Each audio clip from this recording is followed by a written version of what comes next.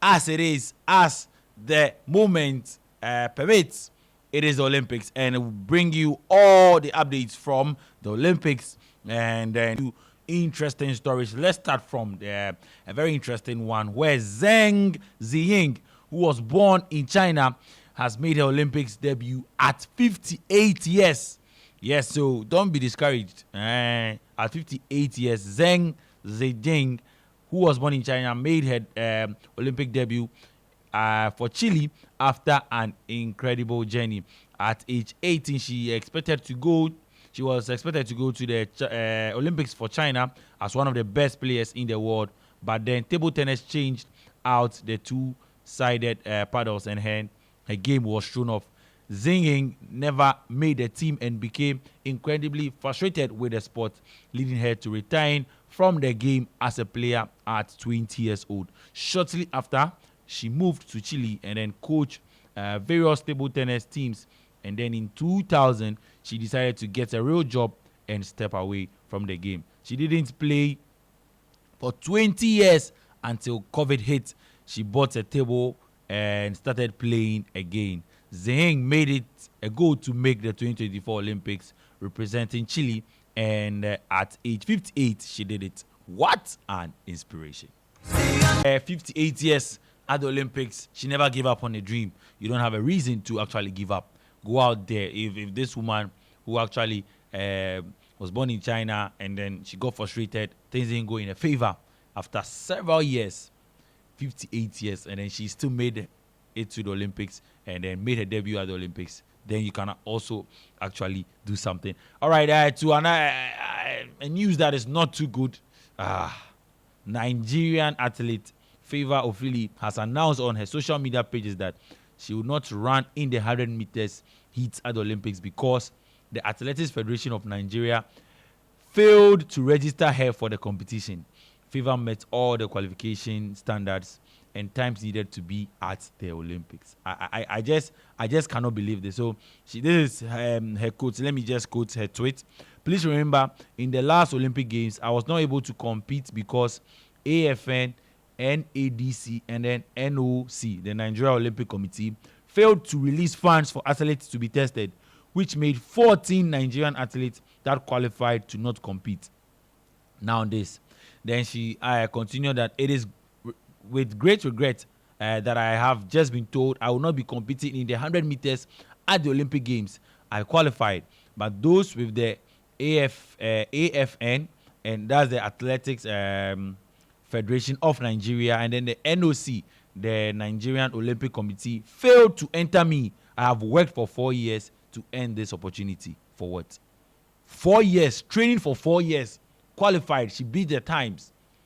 There are qualification times that you need to beat to qualify for the Olympics. She did that brilliantly. So she did her part. All the Nigerian Olympic Committee needed to do was just make sure that we officially register her, the procedure, smooth procedure, because they've been doing it for a very long time now. So they should know what to do and what not to do. And they failed to register Favor Ofili. And for her, she actually was still training. She was still training that, Afa, I'm going to run. And she's in France. And now she has to come back to Nigeria. Ojugu, bye-bye. It's sad. A sad one for our Nigerian brothers. Well, thankfully, it didn't happen in Ghana. Like you people go here.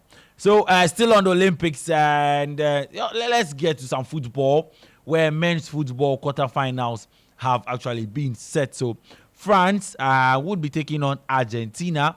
Egypt, yes, they've also made, congratulations to Egypt. They've made it to the quarterfinals of the men's football as part of the Paris 2024 Olympic Games. And Morocco as well, making Africa proud. So Egypt will take on Paraguay. Morocco would play USA. Japan would take on Spain. And then the host nation, France, are going to take on Argentina. Trust me, that game is going to be a cracker.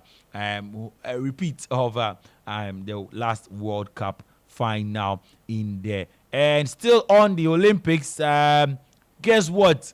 Bill Gates yesterday, Serena Williams, Gianni Infantino, of course, of football fame, the FIFA president, and then Spike Lee were all at the gymnastic arena or dome to actually watch Simon Biles yesterday there. Charlie, and it's gold for her and the USA in the gymnastics team final. So a 5th Olympic gold medal for Biles, and she's actually the greatest of all time. Yes, that's what people are saying. Congratulations to her.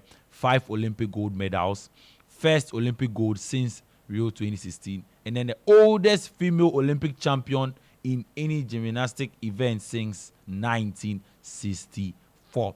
And then guess what? She also pulled a crowd: Bill Gates, Serena Williams, Gianni Infantino, and then Spike Lee.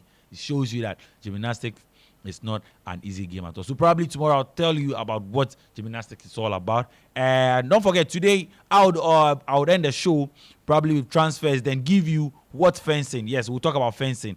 But then still on the Olympics, Rafael Nadal and then Alcaraz, they win again. And then they've actually been given this name, Nadal Caraz. So Nadal Caraz, yes, both of them in the tennis doubles.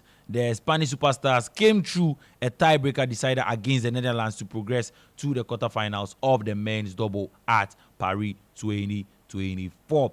And still on tennis in the Olympics, the show goes on as Andy Murray and then Dan Evans saved just the 2 match points this time to make it through to the quarterfinals of the men's double. And let's talk about gold. Yeah, so yesterday there was gold for Daniel Wyfin. He secures an Olympic record in the 800 meters freestyle final and is the first athlete from Northern Ireland to win Olympic gold since 1988 there in swimming. So congratulations to Daniel Wyfin from Northern Ireland for winning the 800 meters freestyle event in swimming yesterday. And well, there were a lot of games. There's handball, there's basketball, and interesting one in there. All right, let me tell you about fencing. So there is a game, if you care to know, there is a game in the Olympics called fencing. Before I bring you transfer rumors and then we get out of here, fencing actually is not about fencing a wall or getting blocks to actually build a fence around a building or a facility or a structure. So fencing is a combat sport that features sword fighting.